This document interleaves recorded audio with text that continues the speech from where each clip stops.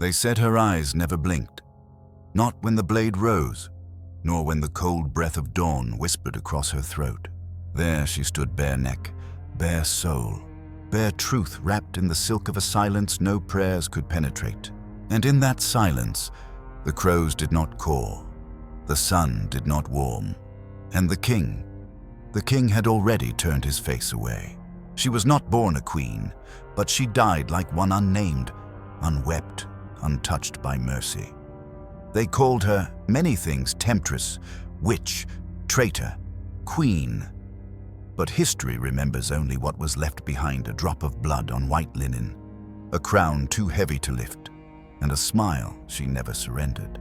They do not speak of the way her fingers trembled beneath her skirts, or how the tower's stone corridors swallowed her footsteps like a beast grown tired of meat. Anne Boleyn was not made of flesh. She was made of fire, of unread letters, of glances too long and laughter too loud. And yet, on the scaffold, she was made of nothing.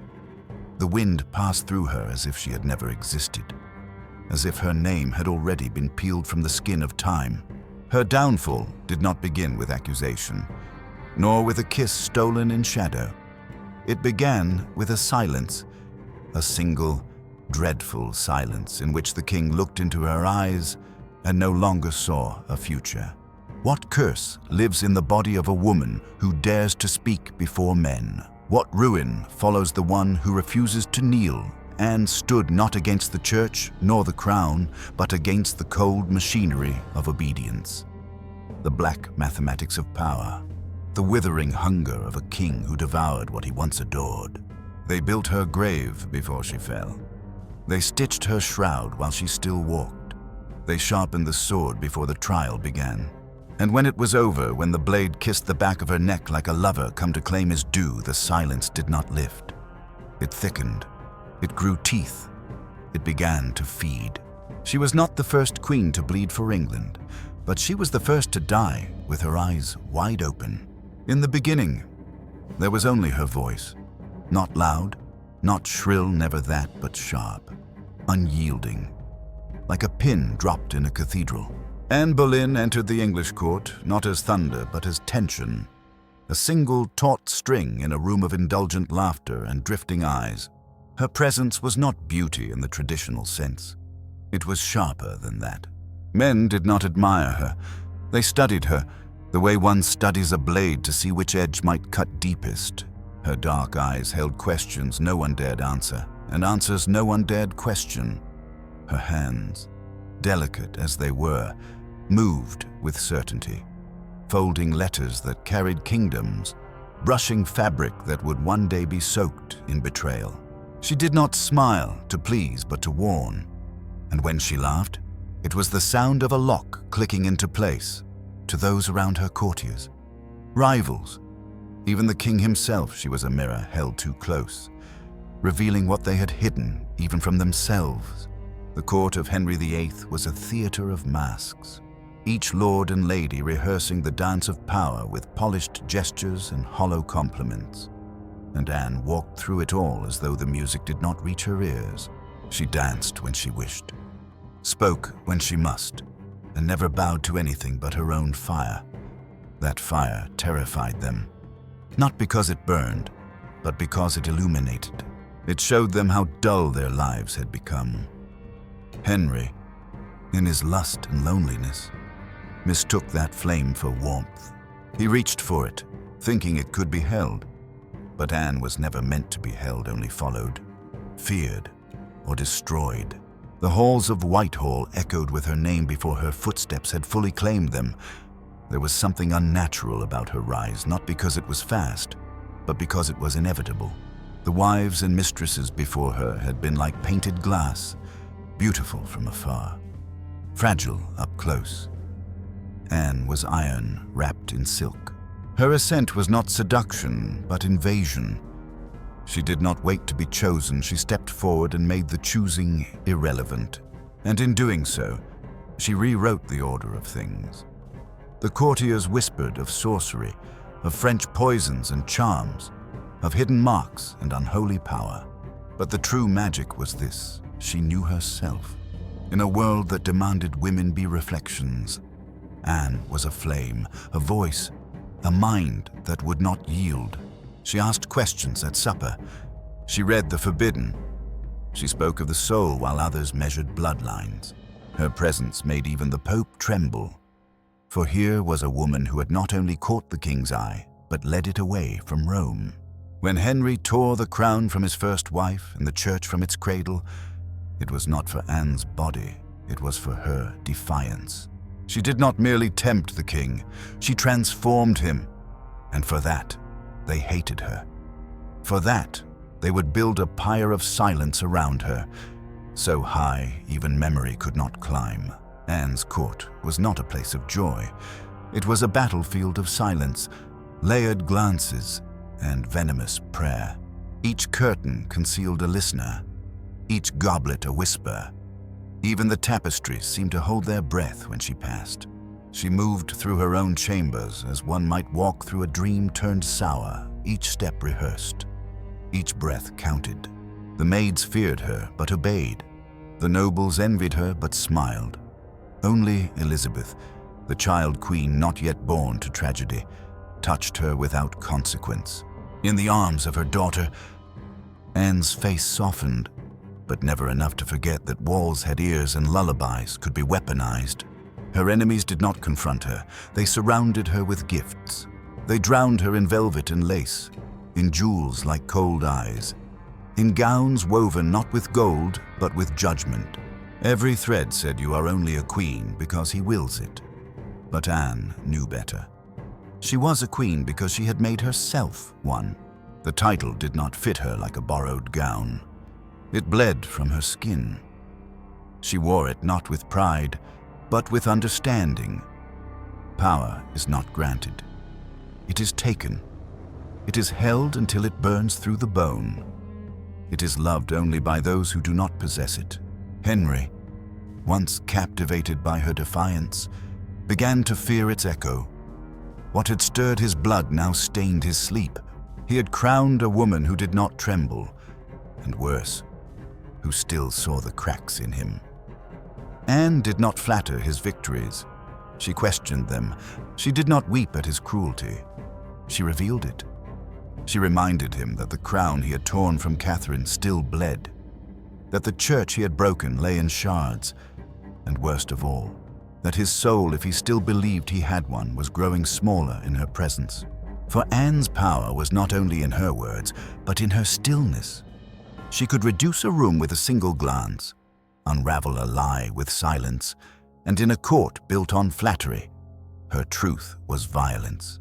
It is not a coincidence that the walls of her apartments were colder than the rest, that the servants who served her would not meet her eyes, that her name, once carved into the breath of the court, began to vanish from lips as if spoken words might summon wrath.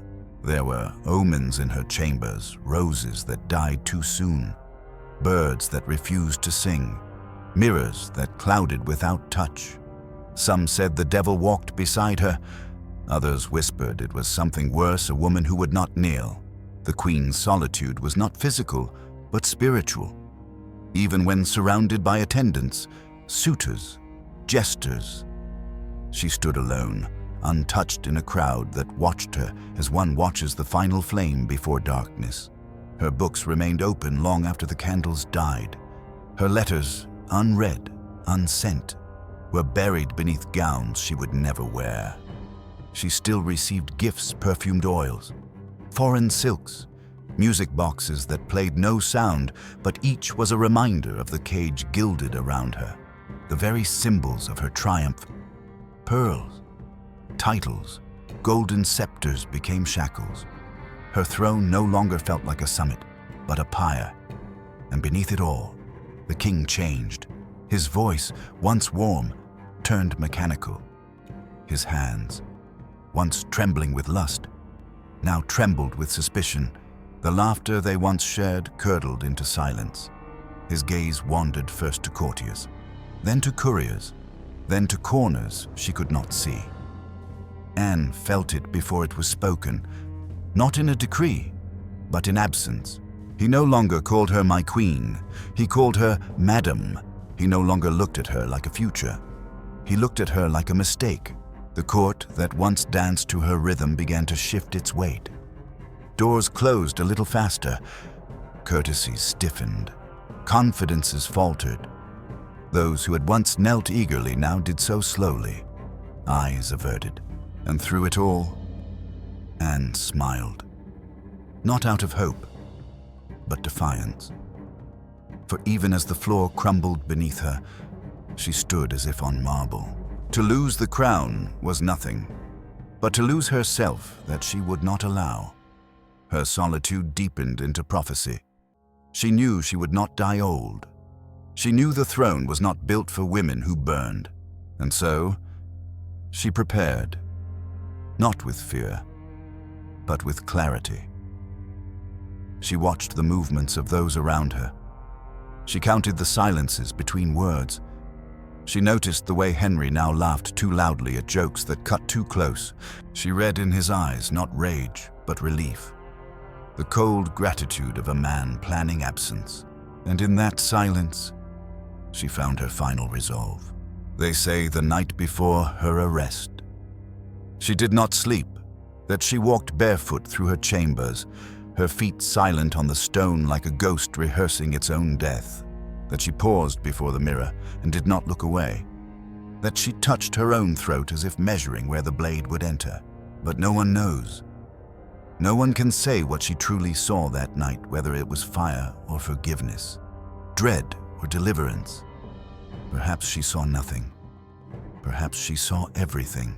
But when the guards came, when the door creaked open with the weight of doom, she did not scream. She did not weep. She simply turned.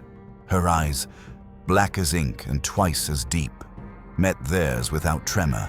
And in that gaze, something ancient passed between them, a truth older than kings, that those who live by silence die in thunder. And Anne Boleyn, Queen of England, mother of a future yet unborn, walked into history not as a victim, but as a warning. It began with a whisper, the kind that snakes through corridors and settles into the folds of curtains, too soft to name, but too heavy to ignore. No proclamation, no thunder of royal decree, only a hush that spread like rot. The Queen was laughing too loudly. They said, speaking too freely, moving too boldly. She had looked too long at one man, and not long enough at the king. The rumors slithered between goblets and prayer books, woven into the hems of courtiers' gowns, passed from trembling lips to calculating eyes. The truth was irrelevant. What mattered was that she was already guilty in the eyes of those who no longer needed her. Cromwell, the shadow who moved when the king refused to touch darkness himself, watched her from behind candlelight and columns, his ink-stained hands drafting not just her sentence, but her silence. He knew what the king needed, not a wife, but a scapegoat, not justice, but justification. And Anne, brilliant, proud, unbending, Anne had outlived her use. The woman who had once delivered England its greatest rupture was now a crack in the crown itself. And cracks are not mended, they are erased. The court changed its face. Former allies forgot her name. Gentlemen who had once bowed deeply now feigned urgency to avoid her path. Servants, once trembling with devotion, moved mechanically, eyes lowered, voices hushed. Anne noticed. She noticed everything. Her senses sharpened like a blade before the executioner's hand. Every glance was a dagger. Every silence a sentence. The faces around her blurred into masks, and behind each mask, a calculation. The king began to smile again, but not at her. He smiled at Jane Seymour, pale and pliant, a ghost with a womb. Anne's child had been born female. That was enough.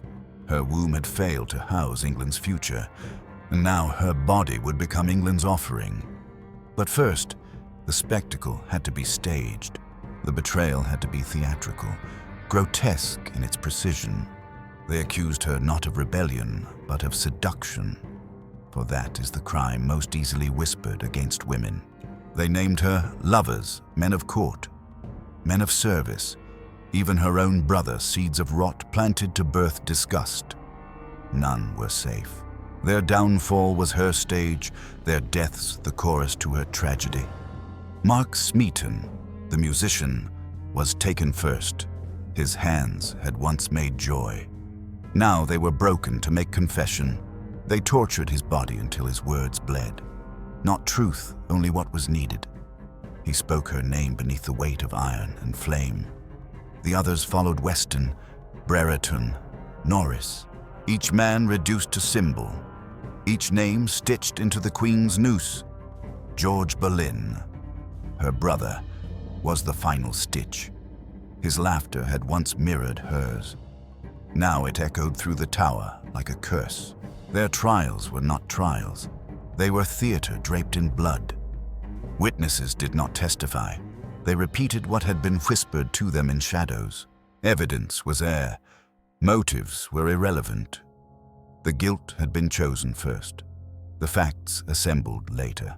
Anne sat through it all, not as a defendant, but as a ghost watching her own eulogy. Her gaze did not falter. Her back did not bend. She wore her crown of accusation with the same pride she had worn the real one high, unyielding, defiant. And yet, beneath that defiance, there was something else, a stillness, a quiet that spread across her like frost. Not fear, but something colder clarity. They came for her at dusk, when the sun made everything look more holy than it was. She walked between them, soldiers, priests, silence as if to a coronation. Her rooms had already been ransacked, her letters seized, her jewelry catalogued like spoils of war. The child, Elizabeth, was taken from her arms without ceremony, not with cruelty worse, with indifference. Anne did not scream. She merely looked. That gaze alone made men turn their heads, for in it was something that even kings could not kill: memory. They placed her in the tower, not as a guest, but as a sacrifice. The same tower where she had once awaited her crown now held her as it waited for her head. The symmetry was almost divine, or perhaps demonic. The air in her cell smelled of damp stone and rotting prayers. The light never touched the corners. Her meals arrived untouched by warmth. Her ladies-in-waiting wept when they thought she slept. But Anne did not weep. She counted days by the weight of silence. She watched spiders build their traps in the corners and wondered if they, too, had once been queens. The king did not visit. He sent letters, cold, distant, necessary. He spoke not of justice, but of peace, not of her innocence, but of his burden. He called her the lady now, not queen, never again queen. Jane Seymour's smile had already been fitted to the throne. The courtiers rehearsed new loyalties. The church prepared new blessings. History moved on while Anne still breathed. Her trial was held beneath stained glass and the scent of incense. She stood before her judges in a gown of black and a spine of iron. They read her crimes as if they were scripture. She answered not with denial, but with scorn. Her voice did not rise. It fell like a sword. When they sentenced her, the room did not cheer. It exhaled. A nation that had once burned for her now buried her in silence. She was guilty of being too much, too loud, too learned, too alive. And for that, she would be made less than nothing. A footnote, a warning, a name to be whispered only in regret. The men who died for her died badly, twisted on the rack, dragged to the block, their bodies broken before their blood dried. George, her brother, went to the scaffold laughing. They said he recited scripture, mocked the crowd, and died with his eyes wide open. The people watched and did not cheer. They turned their faces. They remembered, too late, that the dead had once smiled, that the dead had once danced. Anne heard the sounds from her cell, the murmurs, the muffled drums, the closing of gates. She knew the rhythm of death by then. knew how the tower sighed when it swallowed another name. Her ladies offered her prayers. Anne offered them silence.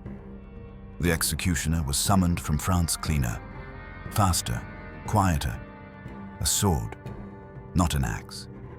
The king's mercy was sharp and foreign. They said he delayed the execution, not for mercy, but for timing. He wanted it done, but not remembered. Wanted her gone, but not a martyr. So he waited. Let her rot in the stillness. Let her rot in the silence. And yet, Anne did not decay. She wrote letters, final and unsent.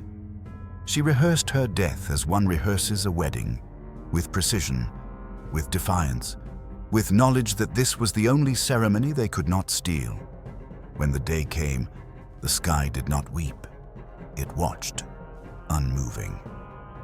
She was led to the scaffold in a gown of grey, her hair pinned beneath a veil that caught the wind like a ghost's breath. The crowd was thick with silence. The priest offered absolution.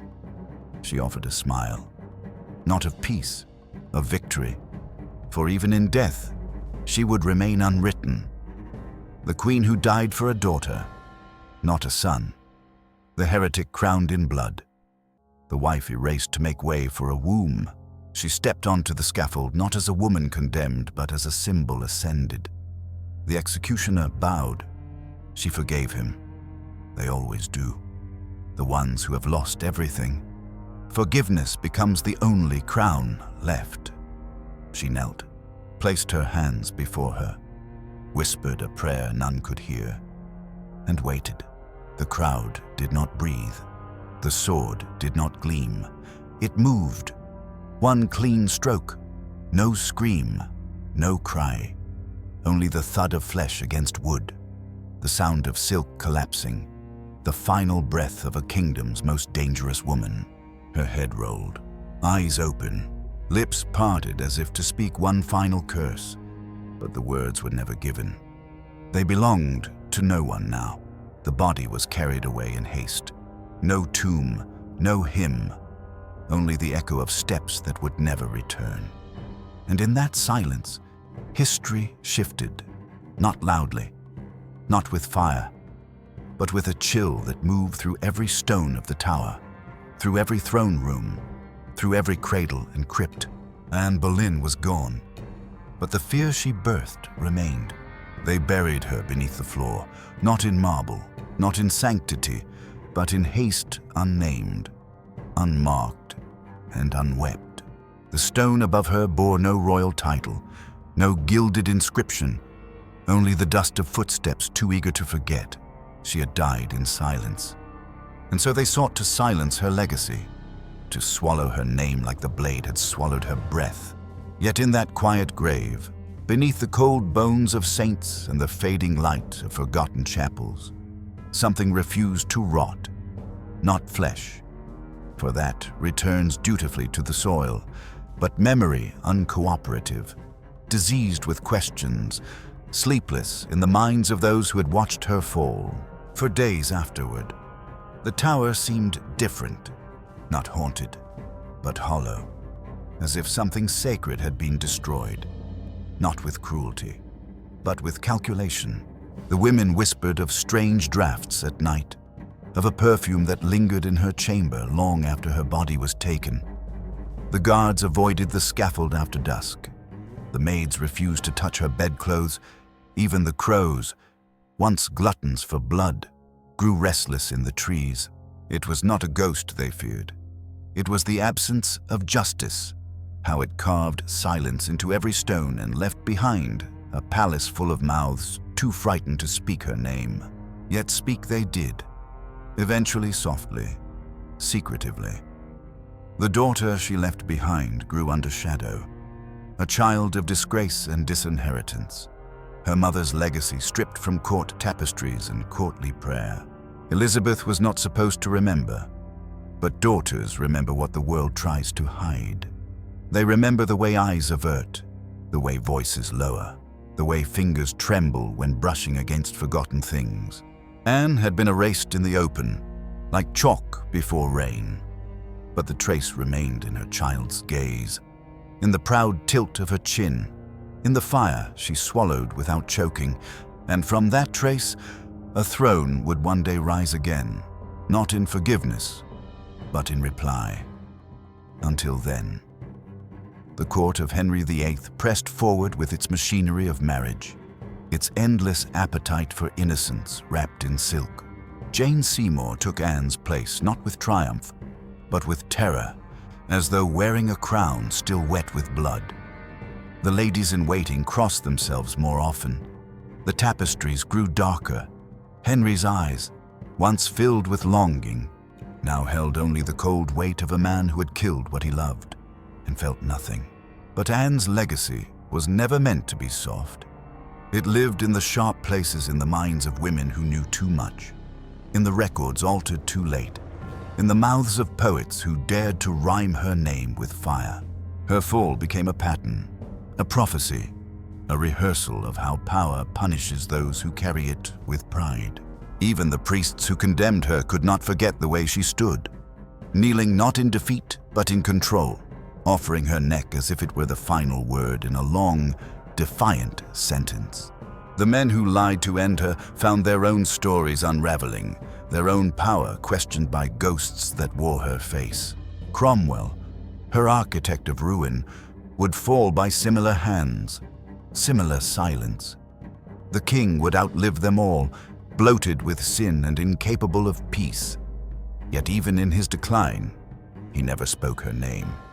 He built her erasure with such precision that it stood taller than any monument a void no statue could replace. And in that void, Anne Boleyn lived. The tower itself became her cathedral, not in reverence, but in repetition, each stone a verse in her unfinished hymn. Tourists now pass through its halls with uneasy curiosity, touching the walls as if they might still hold the warmth of her final breath. Guides speak her story in flattened tones, stripped of agony, domesticated into legend, but the air does not forget. The ravens that perch on the battlements do not forget. Sometimes, they say, at the hour before dawn, when the mist rolls low and the cobblestones are slick with dew, a shadow moves across the scaffold as if rehearsing steps worn into time, not a ghost, but an echo walking not to her death, but through it, beyond it, as if daring history to follow. Her story is not one of martyrdom, it is one of revenge, so slow and patient that it blooms in the silence centuries cannot drown. For what greater vengeance than to become what they could not destroy? Anne did not die. She multiplied in daughters who ruled, in women who questioned, in every voice that refused to be sweet when it could be sharp. Her enemies had hoped that her name would fade, smothered beneath the piety of her replacements and the judgments of historians with trembling pens. But Anne was not the kind of woman history forgets. She was not built from the dust of obedience, but from the iron of will. Her downfall was not a fall, it was a release. Her final breath, stolen by the sword, became a wind that shifted the very direction of the crown. The church fractured in her name, nations realigned, and all for a woman they said was too proud, too clever, too dangerous. In the years to come, they would dress her story in caution, paint her as a lesson against ambition, as if her execution were a warning and not a confession of their fear. But the walls remember differently. The truth is not found in the records, but in the silence between them, in the page left blank after her sentence, in the eyes of her daughter as she ascended the throne wearing no man's name but her own. And so, the final days of Anne Boleyn stretch beyond her death. Beyond the fall of the blade, they live on in the uneasy silences of history, in the way her portraits were burned but her likeness survived, in how they buried her without ceremony, yet built cathedrals over the ruins she left behind. The women who followed her into history knew her name even if they never spoke it aloud. Queens who bent but did not break. Scholars who read what she read. Voices who carried her defiance like a relic.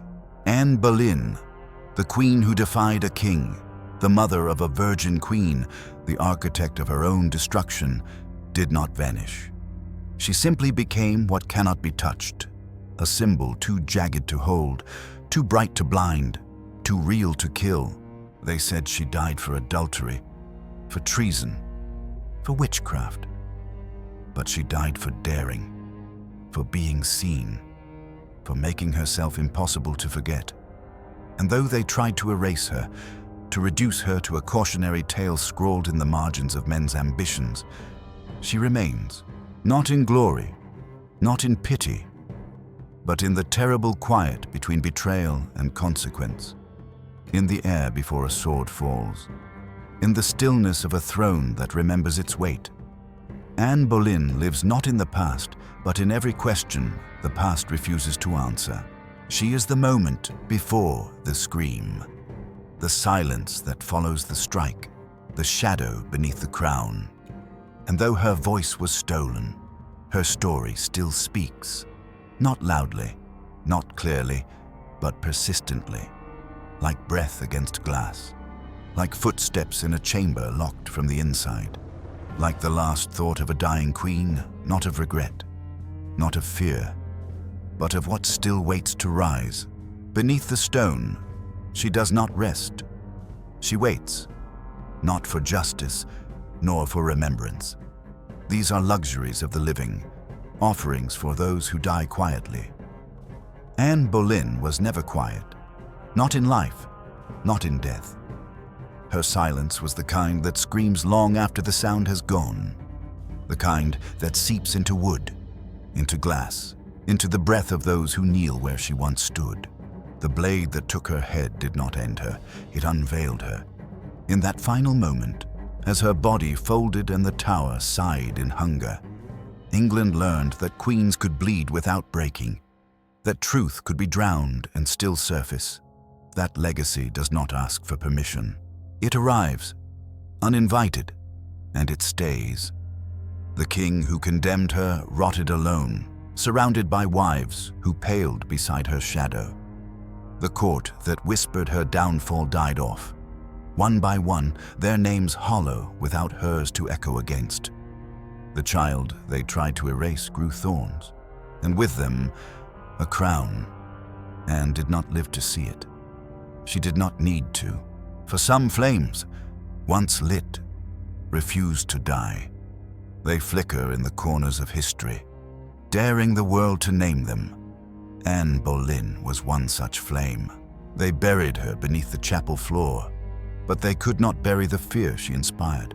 They could not unwrite the silence she left behind, and so she remains beneath the footsteps, behind the glass, inside the breath of those who dare to look too long at power and ask, at what cost?